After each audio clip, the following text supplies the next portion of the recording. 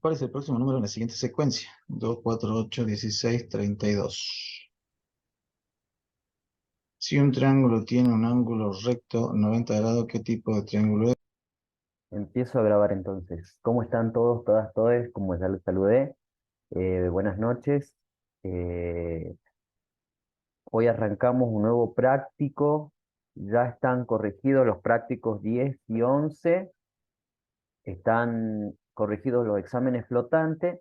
Tenemos la condición ya de compañeros y compañeras que tienen la posibilidad de aprobar y promocionar la materia en este sentido, así que solo nos queda seguir, digamos, darle continuidad a esta cursada, ya no en su parte final, pero sí en una parte ya clave, ¿no? De la semana que viene a la otra, le- se les va a presentar el parcial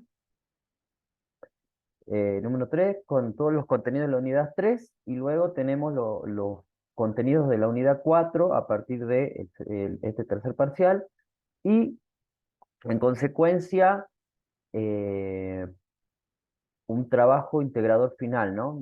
Había anunciado Meli, sobre el cual vamos a tratar de terminar de evaluar. Ay, estoy como por estornudar, me esperan un momento. Disculpen. Bueno, son cosas que pueden suceder en el vivo. La idea de empezar la clase de hoy es, como siempre, ya está subido el trabajo práctico número 13. No corregí los trabajos número 12. En ese sentido voy a hacer el anuncio de que por un error no voluntario debo haber ocultado el trabajo número 12, por lo que les voy a dar un día más, hasta el viernes, digamos. No lo plasmé en el aula virtual, pero bueno, tienen un día más hasta el viernes para hacer el trabajo práctico número 12 y el trabajo práctico número 13 desde hoy hasta el jueves que viene. ¿Se entiende? Eh, Voy a tratar de no ocultarlo porque, bueno, entiendo que ustedes están con otras instancias y que, bueno, en este momento se empiezan a acumular, ¿no? Una serie de cosas, digamos. Me parece, yo soy alérgico al cambio de clima, por eso este tipo de días desde la semana pasada vengo ahí eh, sobrellevando un síntomas gripales o un resfrío, etcétera. Espero que estén bien. Vamos a ir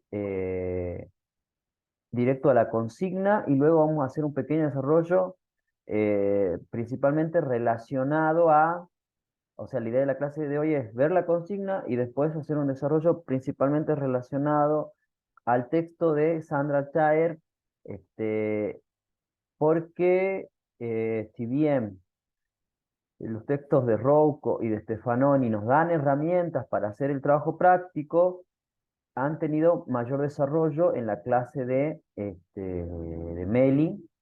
Si bien Meli considera aspectos de Sandra Chaer, yo voy a profundizar en algunas cuestiones no conceptuales principalmente, sino de abordaje, como para aportar ideas, pero es necesario que consideremos conceptos, porque el trabajo práctico se plantea en función de los conceptos que desarrollan tanto Stefanoni como Rouco, ¿no? Entonces, si bien el texto de Rouco es extenso, es de lectura ligera, digamos, no es complicado conceptualmente, es un desarrollo genealógico que supone, digamos, una descripción, pero al mismo tiempo va dejando una serie de terminologías o aspectos relacionados a la conformación de 4chan, ¿no? Y luego 8chan. Entonces, en ese sentido, me parece que capaz que sería bueno que se planteen diálogos o ideas en función de lo que se va a proponer en el trabajo práctico, ¿no? ¿Alguna consulta previa que tenga o no tenga que ver con, porque todavía no presentamos la consigna, alguna consulta relacionada a Sí, ¿qué consulta?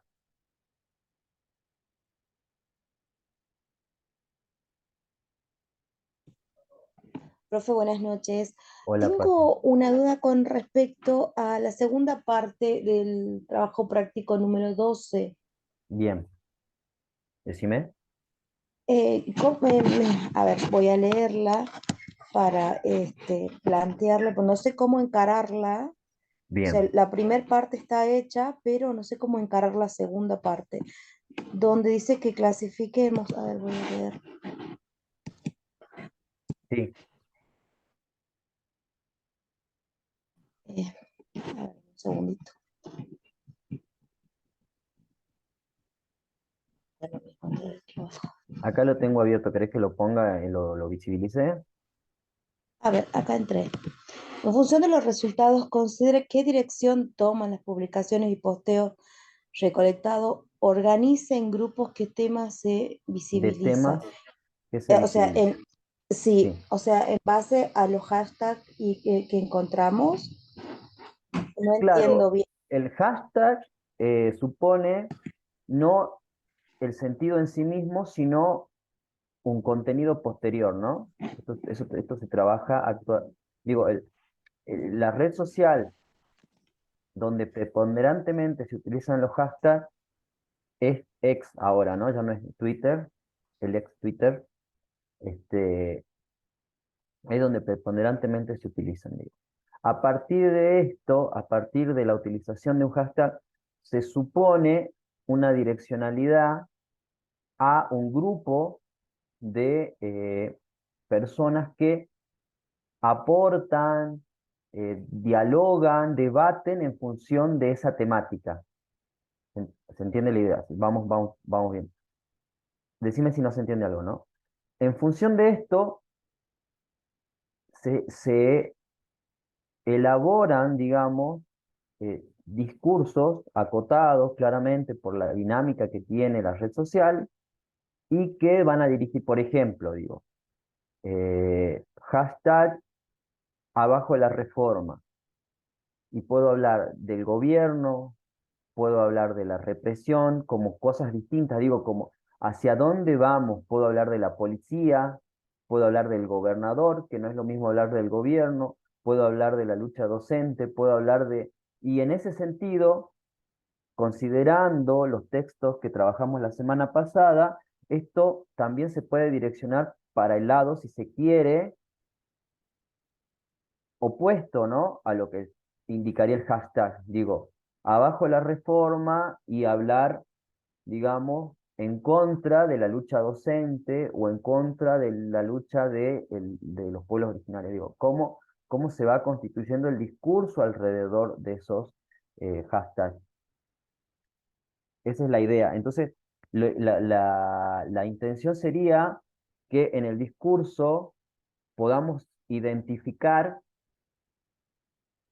temáticas que se abordan dentro del mismo discurso. Tal vez se aborda una sola temática al ser un discurso corto, pero posiblemente podemos decir, este, a favor de la lucha docente, pero el gobierno eh, sí da, no sé, como se planteaba, digamos, la discusión en función del salario docente, ¿no? Es digno el tema de la lucha docente, digo, cuando se planteó esto de la lucha salarial de los docentes, que en este caso íbamos a la idea del Malón de la Paz principalmente, ¿no? Pero puede llegar a surgir.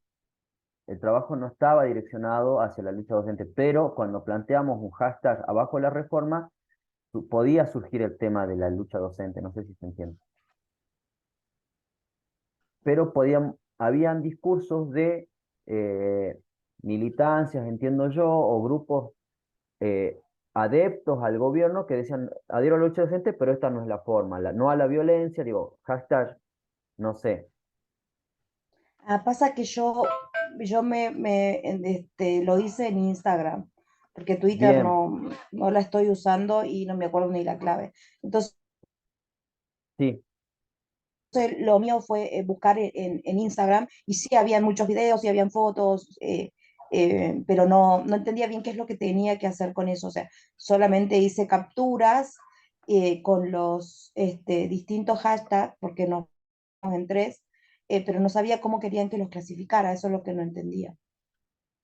Claro, sería la temática, inclusive, a ver, ya respondo la pregunta, Beatriz. El hashtag eh, en Instagram tiene esa particularidad de que puede estar adscripto a un reel, ¿no? Y un reel contiene posiblemente más discurso que el aporte de un posteo de ex, ¿no? Entonces, podés diferenciar diferentes temáticas, digo, diferenciar las temáticas diversas que se presentan. ¿Se entiende? Digo, Ahora entiendo. O sea, sobre ¿qué, los qué, comentarios que se hacen claro, dentro de cada reel o claro, dentro de dentro de cada... cada posteo. Totalmente, esa sería la idea. Ah, ya, ahora entendí. Claro, porque vos decís, en función de este hashtag, ¿qué se dice?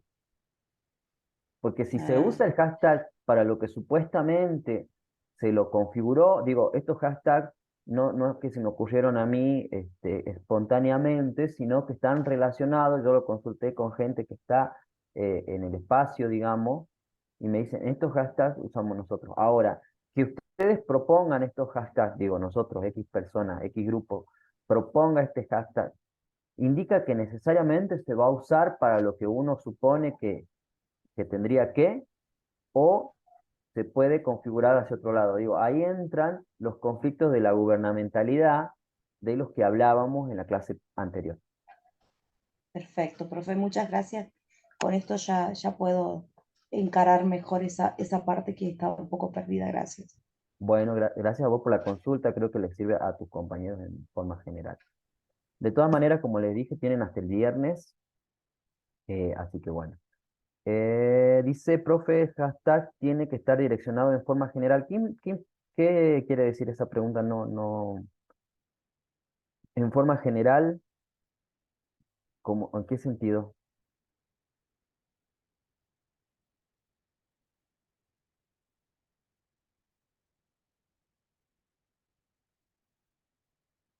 Lu- Como los hashtags suponen situaciones específicas, digo, no sé si en términos generales, digo, uno pone el hashtag y busca y pueden surgir muchas cosas, pueden surgir diferentes publicaciones, en ese sentido general sí, digo, las publicaciones en general que se hagan acorde a la situación de Jujuy también, porque nosotros estamos planteando un contexto específico, ¿no? Digo, de pronto la huipala puede ser representativa de diversos pueblos originarios en diversas regiones del país. En este caso nosotros lo proponemos desde el Malón de la Paz que surge acá en la provincia, ¿no? Digo, en ese sentido, a ese lado va la pregunta.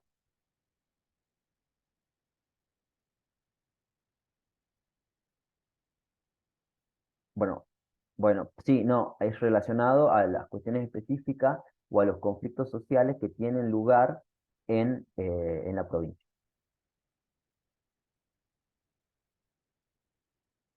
Bueno, ¿alguna pregunta más? Está bueno que surjan estas preguntas porque les van a ayudar a solucionar. Es importante que les digan a sus compañeros y a sus compañeras que vean las clases, digamos, porque de esta manera van a poder solucionar conflictos relacionados a la consigna. En términos generales, los trabajos, creo que casi todos los trabajos estuvieron aprobados. Había algunos que tenían algún conflicto con la consigna de los anteriores, digo 10 y 11, pero está bueno. Me parece que tiene que haber una práctica en términos de recomendaciones más clara o una práctica, digo, más cotidiana de la expresión, porque por ahí los podcasts a veces están muy leídos, entonces, si bien a mí no me molesta, porque yo entiendo que son contextos muy específicos, aparte tienen que ver con la cuestión de manejar el tiempo, y eso es como una presión, digo, donde no podemos explayarnos claramente, eh, pero sí tratar de practicar esa modulación, ¿no? Para que no se note tanto la lectura cuando uno hace un trabajo de este tipo. Eso como recomendación, en general están todos aprobados, comprenden la consigna que se está dando y la idea es que a partir de eso haya una lectura, digo. Lo que pasa es que en instancias de evaluación, ya sea parcial, recuperatorio, etcétera, a veces se solicita que hagan resoluciones más bien conceptuales por las condiciones de cursado que tenemos, ¿no? Entonces, bueno, eso es como una recomendación. A mi forma de ver, se está haciendo algo más acorde a lo que se venía proponiendo. Celeste, te escucho. Hola, profe, buenas noches. Hola. A mí, bueno, en mi caso particular, todavía no presentamos el práctico 12, lo estamos armando, Bien. pero bueno, dentro de lo que son mis redes sociales, por ejemplo en Facebook, no me, sí, bueno, sale obviamente pueblos originarios, yo estoy trabajando sobre ese hashtag, pero me salen, bueno, otras regiones, por ejemplo México, Bolivia, sí, todo relacionado con la bandera huipala, pero Mm, bueno, nada de Jujuy. O sea, evidentemente se ve que con mi perfil de Facebook nunca busqué nada parecido o no puse o copié o puse me gusta a nada relacionado por lo menos con Jujuy, con todo lo que pasó. Pero en Instagram sí. Y bueno, ese es más o menos el comentario que yo estoy haciendo dentro de de este trabajo práctico para ese hashtag que me toca desarrollar a mí. Eso quería saber si estaba bien. Y después, bueno, en Instagram sí ya sale un poquito más vinculado, sobre todo se resalta en varios comentarios y en varias publicaciones el tema de el maltrato por parte de la notera de Doman para creo que era un programa de América, hacia dos representantes que justamente están en el Malón de la Paz ahí en Buenos Aires. Creo que fue hace como un mes más o menos, tal vez esa nota. En sí, sí, Instagram sí. sí me sale, pero en Facebook no. Y bueno, yo Bien, hago como un comentario de eso y después sí lo voy a vincular con los conceptos de los textos. bien. Así sería el trabajo entonces. Sí, ¿Sí? sí, sí. Hay una cuestión ahí Bien. y que yo recomiendo, digo, si en caso de que publiquen un hashtag y no lo lleve a nada, digamos, por eso hay varias opciones, digo, no se casen con ningún hashtag. Por un lado, digo, Ujú. de pronto, tampoco con la red social, si vos lo encontraste en Facebook, digo, está la posibilidad de cambiar de red social o de cambiar de hashtag.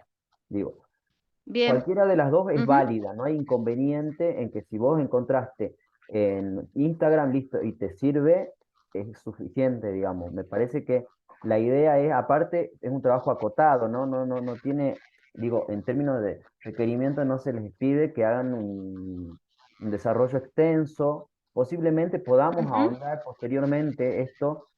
A mí me parecieron, por ejemplo, cuando hicimos trabajos relacionados a la minería y todos los trabajos relacionados a los textos de Paricas, Cossack, etcétera, salieron producciones muy buenas, por eso me animé a hacer este trabajo y obviamente lo consulté con Meli y por ahí a ver cómo se va constituyendo esta experiencia por parte de ustedes. Digo.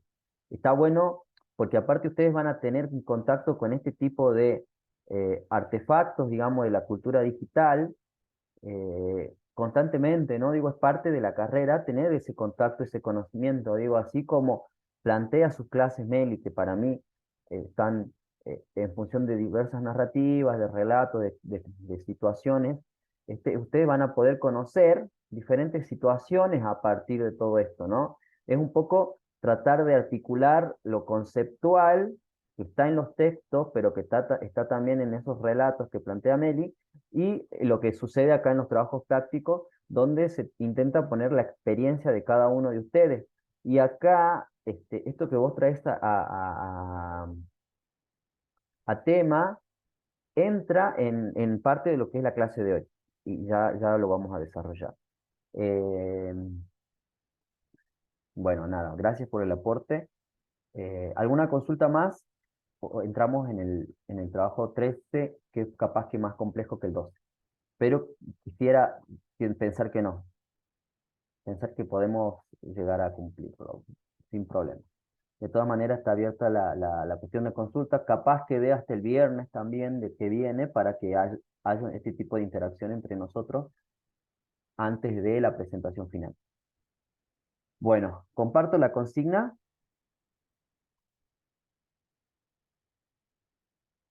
Mm, ah, es que no tenía la consigna abierta. Ahí está. La cerré anteriormente porque había abierto la 3. Ahí está. Bueno. eh, Trabajo práctico número 13, a partir del material trabajado en clase, es decir, principalmente los textos de Stefanoni, de Rouco y de Caer, busque en las redes sociales, es decir, en sus redes sociales, publicaciones o posteos con el objeto de registrar acciones sistemáticas en contra de grupos, de un grupo o persona. Esto es lo que planteábamos en la clase pasada, digo, en el teórico pasado, y que vamos a desarrollar un poco más acá, como para tener un ejemplo. Que denoten casos de doxeo, trolling o ciberhostigamiento, ciberbullying también, ¿no? Digo, esto sería ver esto, tratar de rastrear esto. A partir de esto, reflexione sobre cómo se constituyen estas acciones en formas y contenidos. Cuando decimos en forma, hablamos de específicamente la cuestión de la violencia, ¿no? Cómo se configura esta cuestión violenta, a qué aspectos se refieren cuando atacan a alguien, y ya vamos a entrar en el ejemplo, y en forma de qué contenido. Digo, cuando trabajemos contenido, vamos a trabajar en formato de diferentes tipos de género, como memes, como reels, como este, digo, eso también entra en términos de formas, pero como estas formas plantean diferentes posibilidades de contenido.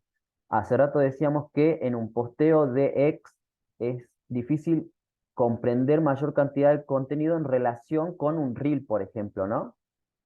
Entonces, esta cuestión es como preponderante, digamos. El trabajo puede incluir imágenes, captura de pantalla o links. Digo, si encuentran algo y les parece que es citable en términos de link, imagen o captura de pantalla, con los siguientes requisitos. Bueno, ahí están los requisitos formales del trabajo práctico, una reflexión que no debe superar los 450 palabras, el tipo de letra interlineado y que sea en documento Word. Preferentemente, para mí, digo, si lo presentan en PDF no hay problema, yo lo prefiero en Word. Este, Así que bueno. Esta sería la consigna, esta sería la consigna. Ustedes comprenden la consigna y vamos, o hay alguna pregunta en particular antes de que arranque algún tipo de explicación.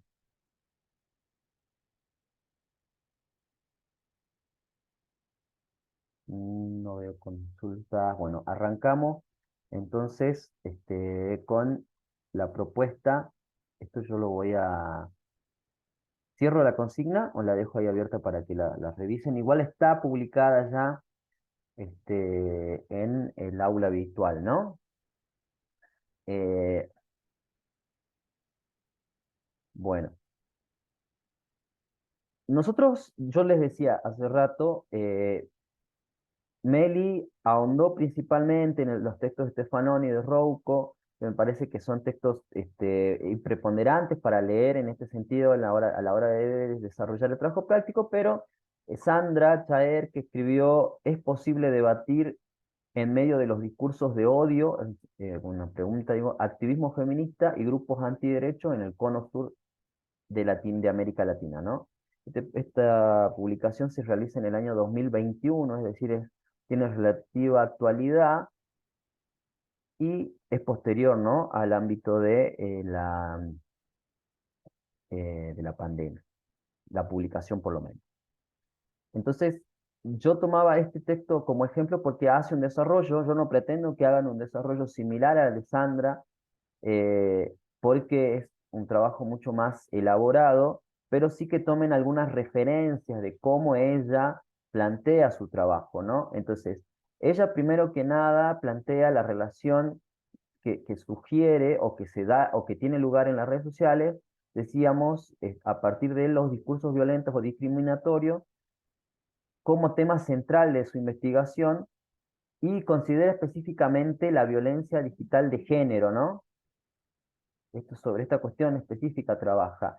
Ella define, y voy a pasar a leer a partir de lo que promulga la ONU, al discurso de odio como cualquier tipo de discurso escrito o conductual que ataca o usa lenguaje peyorativo o discriminatorio hacia una persona o un grupo sobre la base de que son, en otras palabras, de su religión, etnia, nacionalidad, raza, color, descendencia u otro factor de identidad, ¿no? Esto es lo que se plantea en el trabajo de Sandra. Acá entran una serie de factores que cuando yo los leía me remitían a los factores de dominación que preponderan en los procesos de subjetividad y que tienen lugar en el texto, o los va describiendo de Sousa Santos, en, digamos, categorías, ¿no? ¿Por qué? Bueno, esto lo va a plantear de alguna manera Sandra, dice de Sousa Santos que los factores de dominación eh, se pueden caracterizar, digamos, funcionalmente, esquemáticamente, como para explicarlo, pero articulados en la experiencia, en la vida real, desde una perspectiva en el capital, en la colonialidad y en el patriarcado, ¿no? Podemos agregar otro factor que podría reconocerte como lo que es el adultocentrismo. Cuando yo planteo esto, puedo considerar, digamos, o reconocer a qué se refieren los procesos antiderecho, digamos, o las representaciones antiderecho que tienen lugar en las redes sociales. Cuando hablamos de capital, hablamos de la relación diferencial entre una persona asalariada, digamos, la característica tiene que ver con una patente principalmente económica y con una relación de propiedad, ¿no? Digo, la pobreza, el ser pobre y diferentes características. Cuando hablamos de colonialidad, hablamos de una relación de raza, ¿no? Y esto se plantea hasta en la actualidad, y hay muchos trabajos que hablan de esta cuestión, en una relación de inferioridad, digo, las blanquitudes en relación a otro tipo de colores de piel, ¿no? Esto tiene que ver con el fenómeno, con una característica fenotípica de las personas que supone una inferioridad. Lo mismo supone el patriarcado en relación a una contraparte que sería la superioridad de lo masculino, no del hombre en sí, sino de aquello que se considera masculino. ¿Se entiende? Y la otra característica sobre la cual se constituyen los discursos antiderechos es la idea del adultocentrismo, donde, por ejemplo, encontramos, y uno de los casos que trabaja Chaer es el caso de Ofelia Fernández, que yo recuerdo que al principio se la denostaba por ser, ella sale del secundario como militante, digamos, de el Pellegrini y entra en el cargo de diputada siendo muy joven, ¿no? Y una de las cosas que uno percibía en ese momento, digamos, casi que naturalizaba, ¿no? Porque es como que era cotidiano el hostigamiento a Ofelia Fernández por ser menor de edad, digo, o no ser una persona adulta, ¿no? Y esto también sucede, ¿no? Digo, volviendo al ejemplo del trabajo anterior, este, se utilizaban, yo recuerdo que los medios de comunicación también visibilizaban no la protesta, por ejemplo, de los pueblos originarios, la protesta del Malón de la Paz como el Malón de la Paz, sino el accionar como en los cortes de ruta, digo, ¿no? Se visibilizaba esto, se visibilizaban accidentes que tenían lugar en el marco de la dinámica que suponía la apertura cada tantas horas o cómo se daba en función de un periodo turístico o un periodo acotado pero turístico en la provincia de Jujuy, y cómo esto perjudicaba, los cortes de ruta perjudicaban el turismo, ¿no? Sobre esto se trabajaba en los medios de comunicación, casi, por lo menos en los medios hegemónicos, casi preponderantemente, sin lugar a darle voz o lugar a la protesta o a lo que significaba la protesta. Chicos, si quieren decir algo, no hay problema, ¿no? Sentí que alguien abrió un micrófono. Sí, sí, con respecto a lo que está diciendo, profe, era muy fuerte ver que en los canales lo que más se hablaba era eso, de lo que perjudicaba al turismo, a los comerciantes, a los hoteleros, pero sin mencionar que muchos de los turistas que venían apoyaban, se quedaban esperando tranquilos y apoyando. Nunca lo decían, o sea, Claro, no había una intencionalidad de no visibilizar es esa que esté a cuestión. favor o en contra, simplemente no se mostraba las dos caras de la moneda.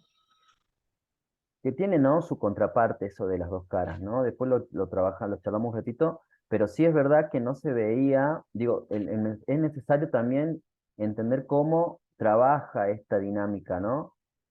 Lo mismo pasaba con la lucha docente, donde en algún momento, si bien cuando se utiliza este recurso de que la sociedad comprenda, digamos, la necesidad de un salario más digno por parte de los docentes, en contra de los mismos docentes, ¿no? Anunciando cuál es el aumento y cuánto ganarían supuestamente los docentes, ¿no? Esto también se hace y se visibiliza en las redes sociales. Digo, no, yo no estoy hablando de las publicaciones que se dan en los medios digitales, digo, diarios digitales, etcétera, sino en los mismos Twitter, en estas cosas, ¿no? Se decía, digo, de hecho había un TikToker que decía, ¿por qué no está con la lucha, apoyando la lucha docente? Yo recuerdo un, un- un TikToker jujeño que decía, ¿por qué no apoya la lucha docente? ¿Qué le significaba eso? Y esto de visibilizar, digamos, el arreglo paritario supuestamente que proponía el gobierno y no las condiciones en las que ese arreglo se daba en la letra chica, ¿no? Digo, eh, por ahí se contraponen en el discurso ciertas cuestiones. Pero nosotros no queremos que este trabajo solo tenga o no pensamos en función solo de la relación gobierno-sociedad, ¿no? Gobierno-estado, sino en diferentes factores, digamos. Entonces, lo que pasa con Ofelia, por ejemplo, es más claro porque y yo no sé cómo es actualmente porque su situación en las redes sociales, porque van sucediendo una serie de hostigamientos hacia su persona que de alguna manera tienen repercusión, ¿no? En su vida cotidiana, ¿no? Digo, este, y yo aclaro que planteo estos factores de dominación que nombra de Sosa Santos porque se la clasifica de acuerdo a eh, digamos, sus características, porque digo, de ser menor de edad, por ser mujer, feminista, por su carácter físico, digamos, ¿no? Digo, se la criticaba y se le decía cosas muy atroces en relación a su estado físico, entonces, y se planteaba el hecho de representar a determinada clase como, digo, la representación de la clase está presente constantemente, digo, nosotros todo el tiempo consumimos el discurso de que eh, la Argentina está como está por los planes sociales, ¿no? Es algo que hace más de 10 años debe ser parte del debate público en las redes sociales, en los medios de comunicación y en la vida cotidiana, ¿no? Digo, es como que la culpa de la crisis económica de la Argentina es de sustentar a los pobres o este discurso que no termina de ser verídico, porque no es verdad, digamos, pero que apunta a la eh, reducción o a la extinción de los aportes, digamos, digamos, de los subsidios, qué sé yo, sin comentar que también hay aportes, digamos, o son subsidiadas empresas o personas, digamos, que tienen, digamos, riqueza y qué sé yo, ¿no? ¿Por qué? Porque las condiciones de los programas de trabajo, y porque ya no existen los planes sociales, sino que son planes de trabajo, eh, son diversas, no son definitivas, y bueno, no voy a... De hecho, yo no conozco algunas, digamos, pero habría que ver qué implicancias tienen reales en el PBI y en toda esta clase de cosas, digo. Digo, porque condonar o perdonar deudas de impuestos y toda esta clase de cosas a empresas también tiene que ver, ¿no? Con la situación y otras cuestiones como las que plantea como emblema, digamos, de su consigna Milei, que es la desaparición de la casta, ¿no? La casta política, yo entiendo que sí es una problemática de, de la política argentina, pero al mismo tiempo Milei, que se anuncia en contra de la casta, apenas obtiene los votos, digamos, que le dan la posibilidad fehaciente de llegar al gobierno, anuncia que le va a dar un puesto político a Macri, ¿no? Que es como el representante emblemático de la casta política argentina, ¿no? Bueno, ahí entramos en esa disyuntiva y cosas que nos hacen eh, mirar de reojo todo lo que está pasando en el escenario político acá eh, en Argentina, digamos. Otra cosa que caracteriza Jair es que estos discursos, si bien no todos los discursos de odio dan lugar en la práctica a delitos motivados por los prejuicios que cargan, esos delitos rara vez se producen, o sea, los delitos de odio rara vez se producen sin instancias de estigmatización o deshumanización previa a los grupos afectados, o una incitación de odio, ya sea de sesgo religioso o racial, ¿no? Digo, esta modalidad eh, casi fascista, ¿no? De configurar al otro o deshumanizar al otro en función de la construcción de lo discursivo, ¿no? Digo, fascista porque así es como se construye el odio, básicamente, ¿no? La posibilidad de generar acciones en contra, deshumanizando al otro que no nos, que no nos sirve, básicamente, como, entre comillas, humanidad, ¿no? Ahora, ¿por qué digo fascista? Digo, esta es una característica que se usaba en Alemania nazi, en la Italia fascista y en diferentes ámbitos, donde los grupos opuestos a los intereses del poder se consideran como grupos deshumanizados, grupos que no tienen que ver con los valores que representa el ser, en este caso, en nuestro país, el ser argentino, el ser nacional, en este caso, el ser alemán, etcétera, ¿no? Digo, de alguna manera son sujetos que no, al promover diferentes valores, como por ejemplo el debate relacionado al aborto, estas mujeres no merecen, digo, son eh, caracterizadas por quienes están en contra de ella con con muchos conceptos, con muchos términos peyorativos.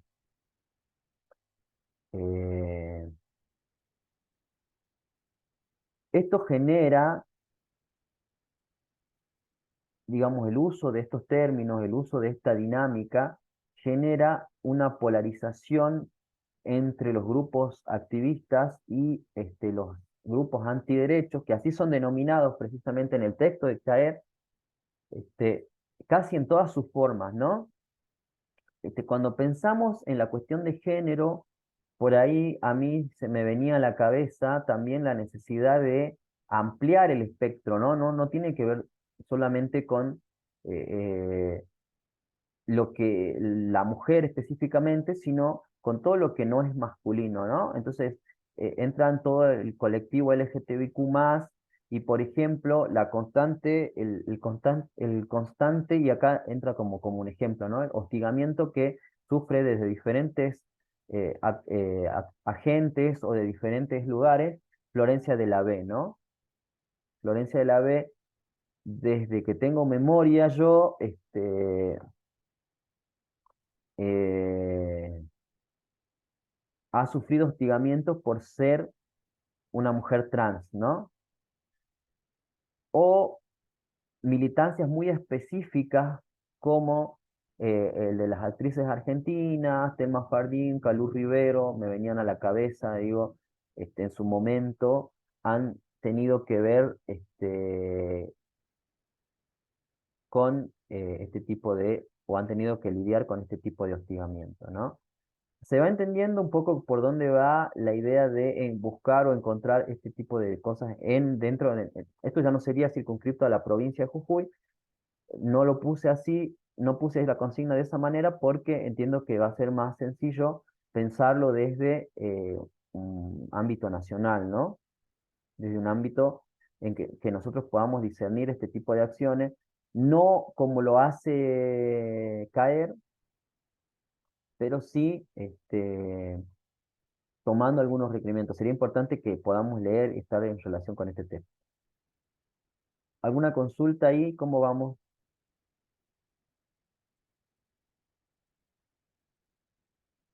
Estamos bien. Lo que, lo que la autora en principio se propone es dar cuenta de la convivencia que tienen. Ella se remite a Twitter, ¿no? Todavía estaba Twitter cuando ella hace este trabajo, y cómo conviven en esa red social, en esa plataforma, los grupos feministas o los grupos antiderechos, ya sea por separado o en relación, ¿no? En este sentido, considera eh, la cantidad de seguidores, los posteos, el rendimiento que tienen los posteos. Digo, ustedes podrían considerar algunos de estos factores, no, no es necesario que hagan con todo, como digo, son posibilidades para la reflexión que ustedes pueden llegar a realizar, ¿no? Las acciones coordinadas y se consideran cuentas de Argentina, de Uruguay, de Paraguay y de Chile, ¿no? Yo la idea es que trabajemos sobre algo nacional y los diferentes tipos de actividad que tienen esas cuentas, es decir, cada cuánto tiempo publican posteos. Entonces, eh, lo que ella percibe a priori es que no se detectan acciones coordinadas, este, en principio, de algunos de los sectores, digamos, en términos coordinados, cuando pensamos que los grupos feministas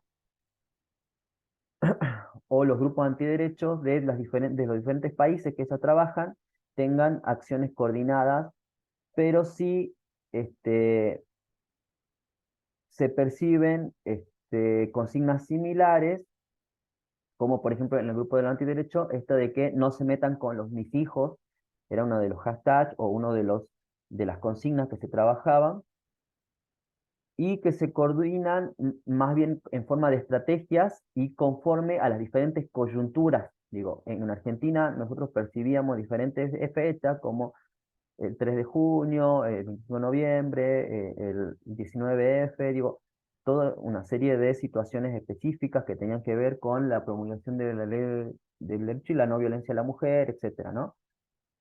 Entonces, ahí va haciendo un desglose, Saeb. Sí reconocen esa dinámica que los grupos caen en un efecto burbuja. Nosotros habíamos pensado, habíamos trabajado ya con el efecto burbuja, ¿no? Trabajamos en algún momento el texto de Louis Parisier, que habla del concepto de filtro burbuja, ¿se acuerdan? ¿Tienen, ¿Se acuerdan? En la primera parte, yo creo que no estaba todavía cuando dieron esto. Y el filtro burbuja supone que eh, estas interacciones son agrupadas, digamos, por los algoritmos y a grandes rasgos, y hacen parecer que las representaciones de los grupos disidentes a las que nosotros pensamos suelen ser una minoría, ¿no? Que se oponen, y suelen ser minorías que se oponen a valores patrios o reivindicaciones del ser nacional, ¿no? Esto Esto es lo que va configurándose en el filtro burbuja, digo, la sensación de que la mayoría de quienes participan o interaccionan en las redes sociales piensan como nosotros, ¿no? Entonces, esto intensifica las acciones y en el caso de las personas antiderechos dice caer que intensifica las acciones de violencia por parte de estos en contra de los grupos feministas, ¿no?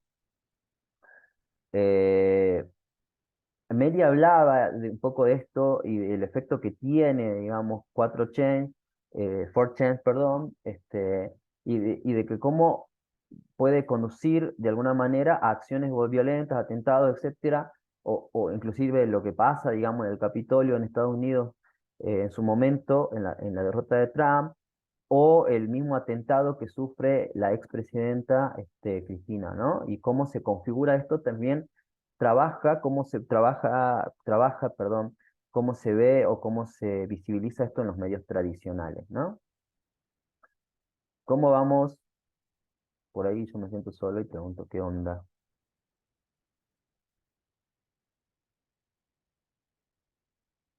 La, las cuentas antiderecho, dice Sandra,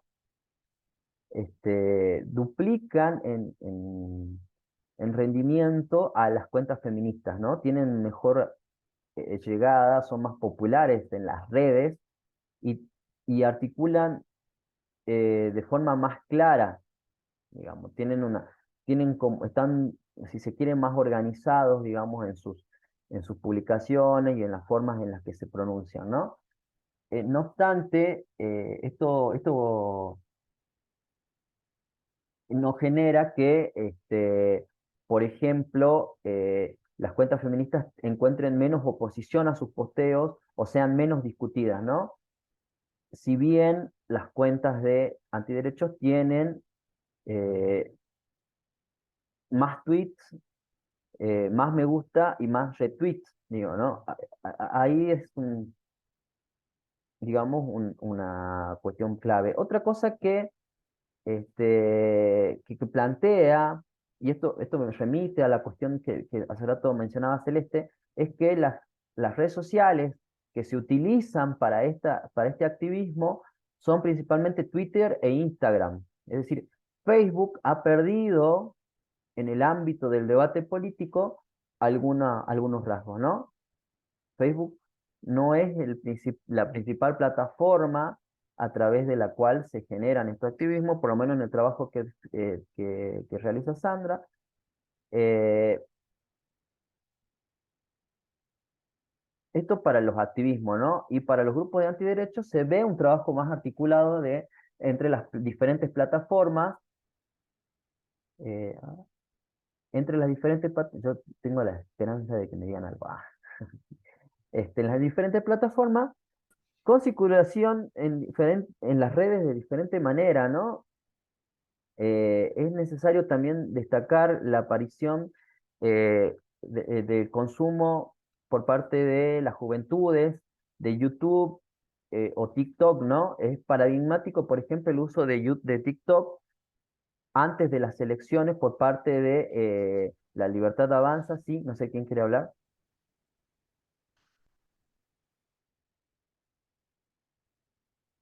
¿no?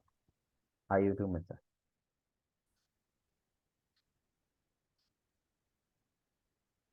Claro, lo que yo creo que Facebook, y habría que hacer un análisis realmente de lo que está pasando con Facebook, ha quedado, ¿no? Por fuera por diferentes factores, por una lógica etaria, digamos, a mí me pasa que mis hijos dicen, ¿para qué voy a estar en Facebook si en Facebook estás vos? Me dice mi hijo, puntualmente, ¿no? Directamente, vos estás en Facebook, yo no necesito estar ahí, más o menos, es como, pero me parece que hay diversos factores que tienen que ver, aparte de la cuestión etaria, que me parece que es algo real y analizable, con respecto al progresivo abandono de Facebook, pero que sigue siendo una de las redes más, o si no, la red más utilizada, ¿no? En su momento YouTube y Facebook fueron las redes más utilizadas. No sé actualmente, pues no tengo acceso a estudios.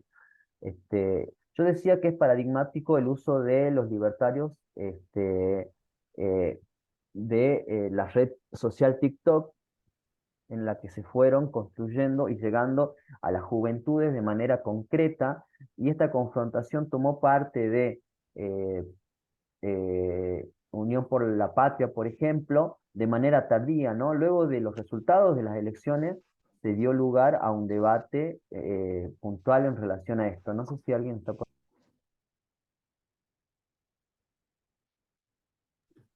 Yo siento que, yo siento que hay un sonido. Sobre todo, si consideramos que hoy el discurso político está sujeto a las dinámicas de lo que Scolari llama la cultura snack, ¿no? Estos mensajes acotados, este, con sentidos específicos y que apuntan a un público determinado, ¿no? Nos damos cuenta que en estas representaciones acotadas se configura posiblemente el agrupamiento de votos de una franja etaria de usuarios, ¿no? A partir de todo esto. Digo, la llegada a TikTok por parte de este, los diferentes representantes de, o los diferentes partidos políticos, eh, se hizo tardía en algunos, pero fue usufructuada por otros, digamos. Porque hoy TikTok eh, es constante, digamos, es como que no, ya no, es otra lógica de consumo, y para nosotros termina siendo algo muy interesante a considerar. Lo que Caer va viendo también en su desarrollo es que las posibilidades de diálogo, a pesar de haber una predisposición en los grupos activistas, es muy conflictiva, ¿no? Es muy difícil, ya que la configuración del diálogo se basa en estrategias de manipulación y no principalmente argumentativas, es decir, se desvirtúan los procesos de debate, y entonces no se puede sostener un diálogo, ¿no? Entre los diferentes grupos. Eh, Esto lleva a un punto de intolerancia a las enunciaciones, a los discursos de violencia y a los grupos específicamente que estos representan. Las personas con identidad de género no cisnormativas son las que reciben principalmente ataques. Esto es lo que hablábamos hace rato de Florencia de la B, por ejemplo, o de, no me acordaba el nombre, de la chica trans que conduce ahora un programa de estos de talentos, ¿no? No me sale. Hace un programa con Marley también. También se cuestiona, Lizzy. digamos, Lizzy Tagliani, ¿no? Ella también ha sufrido, digo, de enunciaciones despectivas, sobre todo, creo que hay una cuestión también en función de lo hegemónico, de la belleza hegemónica que se pronuncia, digo, qué es lo que se habla también, ¿no? En las redes sociales o en los medios de comunicación de estas personas y cómo se los caracteriza. El caso eh, de los colectivos LGTBIQ en los medios de comunicación, que si bien suponen una apertura, es muy particular, ¿no? Es muy particular porque eh, se los, digamos, se los delega a a otros sectores, ¿no? Como, como una especie de subalternidad en los medios de comunicación, o que no pueden legitimar su espacio de forma definitiva. Entonces esto genera esta imposibilidad de diálogo, esta violencia discursiva, genera resistencia, ¿no? Por parte de aquellos que forman parte de los grupos activistas, de leer las notificaciones eh, debido a la acaudalada cantidad de agresiones que se dan, ¿no?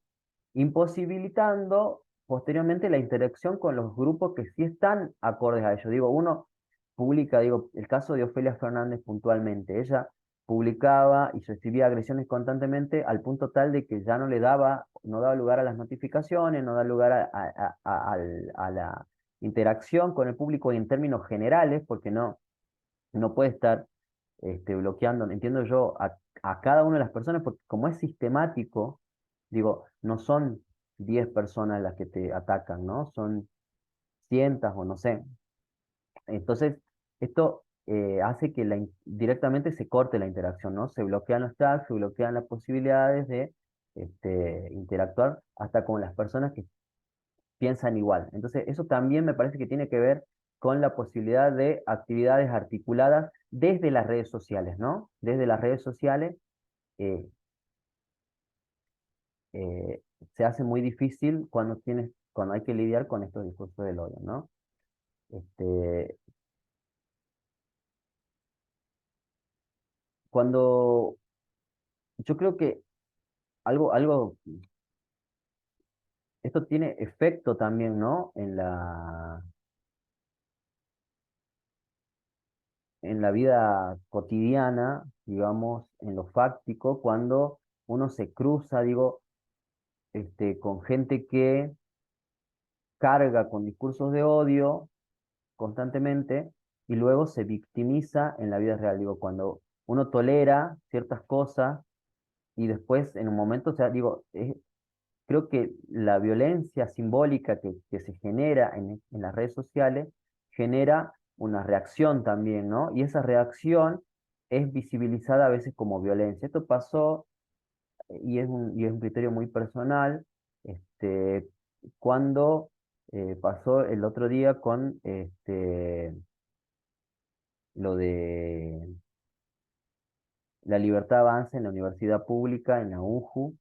Yo creo que la reacción no sé si es la que se tendría que haber llevado adelante, no la defiendo, no creo que la agresión física sea eh, para nada un recurso político, pero sí entiendo que estudiantes puedan verse violentados por el discurso, ¿no? De decir que, este, o lo que se promovía anteriormente, digo, si uno analiza los discursos previos con los que Milei llega a ganar las elecciones previas, digamos, las PASO, y lo que está anunciando ahora son cosas diferentes inclusive, ¿no? Digo, inclusive el tema de la dolarización, inclusive el tema de los planes sociales, inclusive, digo, una serie de cosas que él sabe que no va a poder cumplir, ¿no? Y a pesar de eso, siguen en el aire todos esos gritos de guerra con los cuales él llega, digamos, a posicionarse como un candidato serio hacia la presidencia del país, ¿no? Entonces, no obstante, si uno va buscando los registros de las declaraciones de Milei, tal vez es más vehemente su vicepresidenta, ¿no? Yo, por ejemplo, sin apelar a un posicionamiento partidario, qué sé yo, vi, seguía sigo, digamos, a un pibe salteño que se llama Michelo, no sé si lo ubican, que no toma posición en ningún partido en particular, pero sí visibiliza conflictos de las posturas y acciones y de los discursos que tienen los diferentes candidatos. En un momento agarró, digamos, las contradicciones que presentaba Milei en su discurso, y esto tuvo respuesta inmediata, digamos, en TikTok, a punto tal de que perdió seguidores, digo, y esto también es un caso, ¿no? Porque empezaron a desfenestrarlo, a decirle que está cargado de odio, a decirle, digo, ¿cómo se maneja la cuestión de la violencia en la victimización de aquellos que tienen el discurso del odio, ¿no? Esto es muy particular y muy interesante de observar, digamos. Porque, por otra parte, y esto visibiliza al caer, los medios tradicionales tienden a ser visibilizados como las dos caras, digamos, ¿no? de la moneda en los medios tradicionales, digo. Los medios tradicionales visibilizan las dos caras de la moneda dándole una, una impronta más pensada en los antiderechos que en los grupos activistas, ¿no? Digo, los antiderechos generalmente configuran en discursos relacionados a la nación, discursos relacionados a los valores, al orden y toda esta clase, que promueven los medios tradicionales, ¿no? Sobre esa base de los discursos se configura una comunión muy interesante de analizar y que lo hace Chaer entre los medios tradicionales y las mediatizaciones que producen los grupos antiderechos, que se justifica muchas veces en las dos campanas, pero jamás los medios de comunicación visibilizan las dos campanas, digo. Y como medio de comunicación y como futuros trabajadores de la comunicación, creo que es necesario entender que esto sucede así, digo, no, no existen las dos campanas. Uno está posicionado desde algún lugar y sobre ese lugar va a construir la noticia, ¿no? ¿Se entiende esto? Nosotros tenemos que, digo, McLuhan planteaba esto, ¿no? El medio es el mensaje. Debatible hasta el infinito, pero digo, es como esto nunca se pudo este, contraponer del todo, digo, es interesante seguir pensándolo a pesar del tiempo que ha pasado, ¿no? Y la tolerancia que tienen estos grupos antiderechos en relación a los grupos feministas, digo, en los medios tradicionales hay más tolerancia para las consignas antiderechos que para las consignas feministas, es singular, es algo singular a apreciar, este, y en este sentido, quienes participan de los grupos activistas consideran que es necesario, resulta preponderante que haya, por lo menos dicen algunos, una prohibición, no sé si una prohibición, pero por lo menos una moderación de cómo se constituyen esos discursos, ¿no? En algunos aspectos. Muchas veces estos se justifican en la libre expresión, que está por demás utilizada como recurso para violentar, digamos, para justificar el discurso del odio, y los discursos discriminatorios y sexistas suelen ser, como decíamos anteriormente, el caldo de cultivo que sostiene las formas de violencia física y justifican, digamos, ¿no? El accionar eh, por parte de los diferentes eh, grupos antiderechos. Bueno, otra cuestión que me parecía interesante trabajar a nivel conceptual y que por ahí me parece que quedó es la idea de artefacto y la cultura digital que está planteada en relación a los memes. Y esto es una característica y que nosotros vamos a trabajar con esto, ¿no? Con la idea de artefacto, no en el trabajo práctico, pero sí en función de lo que venimos considerando como nociones. Y la idea del meme o los diferentes géneros que aparecen en la cultura digital o en la cultura digital participativa es que estos fenómenos tienen una fisicalidad virtual, ¿no? Digo, el soporte en el cual se publican es una pantalla, ¿no? Cargan información cultural, esto es lo que nosotros venimos reconociendo, ¿no? El acervo cultural que tienen las diferentes publicaciones en las cuales nosotros vamos a poder, en función de las cuales nosotros vamos a poder reflexionar, y tienen siempre una intencionalidad, son publicaciones deliberadas, digamos, en términos de producción y consumo, ¿no? Apuntan a un público y este público los consume y pueden, digo, si bien pueden generar divergencia, este, ya que al estar en el marco de la virtualidad, se pueden generar esto, ¿no? Pero tienen una intencionalidad, son publicaciones deliberadas. Eh, Aparte que tienen un sentido, y esto lo planteaba Rouco, en función de una red, ¿no? De los memes, por ejemplo, siempre tienen sentido y tienen o se plantean de manera metamemética, ¿no? Hay un eje sobre el cual se van construyendo. Creo que los memes han sido, y en términos generales, no solo, si bien ahora los podemos pensar en procesos de resistencia política o de transformación discursiva o de lo que nosotros creamos que es factible, han sido utilizados preponderantemente o muchas veces para estigmatizar, digo, yo sigo viendo memes que se utilizan para estigmatizar desde los diferentes factores de dominación que nosotros subjetivamente conllevamos, ¿no? Desde, ya sea desde la pobreza, sea desde lo no masculino, sea desde el color de piel, digo, yo me acuerdo que, y no lo encontré ahora, un meme que visibilizaba quiénes se suben al Palbús, por ejemplo, ¿no? En ese momento, cuando te subís al 20 o al 30 del Palbús, digo, la gente de alto comedero, cómo caracterizamos, ¿no? Cómo eh,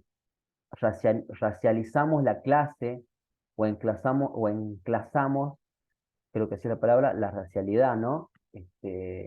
Y es un ejercicio constante de las redes sociales, estos procesos, ¿no? Porque Rocco plantea estos dos factores fundamentales o estos dos sentidos que tiene la publicación de memes hay- que conllevan toda una maquinaria, digo, toda una serie de recursos culturales, políticos, sociales, eh, de imágenes y de texto, y la articulación que tienen los memes, digamos, estos artefactos, con la construcción de la opinión pública, ¿no? Porque ya no dejan de ser simples posteos, simples publicaciones, y llegan a tener incidencia en la opinión pública. Tal es así que podemos hablar de la existencia de memes políticos, ¿no? Digo, hay un autor que se llama Guardia Crespo que habla de la vida política del meme, ¿no? Bueno, este, nada. Esto era más o menos la idea. Espero haberles dejado herramientas. Pueden trabajar con diferentes artefactos de la cultura digital, ya sean memes, pueden trabajar con diferentes redes, inclusive WhatsApp, qué sé yo. En WhatsApp suelen darse la cuestión de los memes, ¿no? Pero sí tiene que ser de un grupo o una persona específica sobre la cual ustedes recuerden o puedan buscar que se haya realizado diferentes acciones. No es necesario que tenga un gran envergadura el trabajo, el desarrollo, porque le estamos pidiendo pocas palabras, ¿no? ¿Alguna consulta antes de cerrar la clase?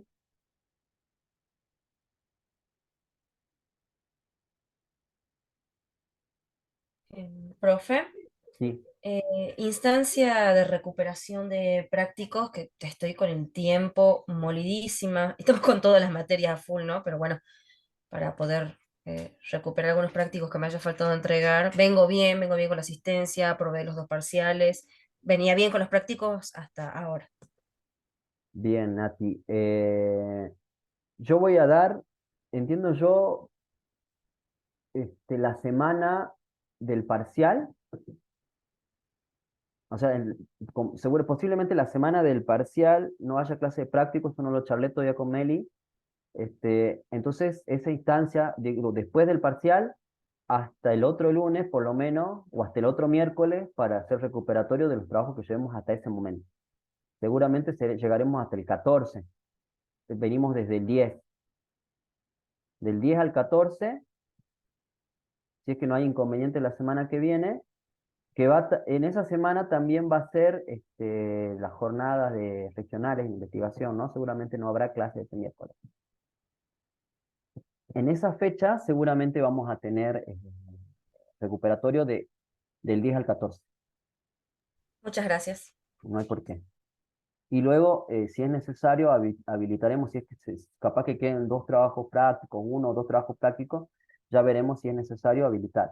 Lo que es importante es que vayamos llevando a cuenta, yo calculo que uno, porque a mí me gustaría llevar a cuenta en alguna clase cómo estamos nosotros con los trabajos prácticos, yo revisar mis registros, yo tengo registros desde algunos trabajos prácticos del 3, todos los trabajos desde el 4 hasta a la actualidad, digamos, ¿no? No tengo el registro de los trabajos anteriores y ya voy a tratar de contactarme con Rodrigo para que me pase su listado de trabajos aprobados. Pero yo entiendo que la mayoría de ustedes, o bueno, si ustedes tienen el registro de que ya tienen aprobado el 1, el 2 y el 3, entonces podemos ver si ya están en condiciones de llegar a la aprobación o promoción de la materia.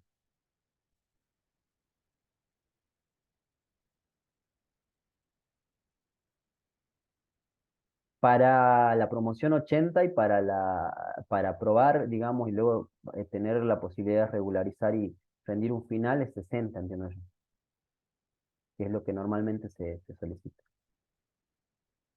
Promociono el 80% de los trabajos. Digo, si son 14, 12, una cosa así, no me se cuenta. Estoy haciendo así a grandes rasgos. Bien. Listo, Patri. ¿Alguna otra consulta? Bueno, nos estamos viendo la semana que viene y luego viene el parcial. Así que, y creo que la semana que viene Meli iba a dejar, sí, conmigo. Yo corregí todos los trabajos 3 que quedaban. O sea, hay trabajo que corrigió Rodri y hay trabajo que corregí yo. Los revisamos en esa semana que tengamos para ver los trabajos prácticos. O sea, vamos a agarrar una semana para eso puntualmente. Estaría bueno que la vayamos organizando. En alguna de las clases vamos a ir organizando eso como para tener ya un cierre a eso, ¿sí? Entonces nos vamos a organizar. O bueno, vemos si hacemos otra clase. Bueno, nos estamos viendo, chiques, que estén bien, eh, que tengan una linda semana de lo que queda y un buen fin de semana. Eh, esta semana el viernes, chiques. El viernes se entrega el trabajo y la otra semana también. Ya voy a modificar en el aula virtual. Hasta luego, que estén bien. Gracias, hasta luego. Chao. Chao, profe. Chao, chao, Araceli.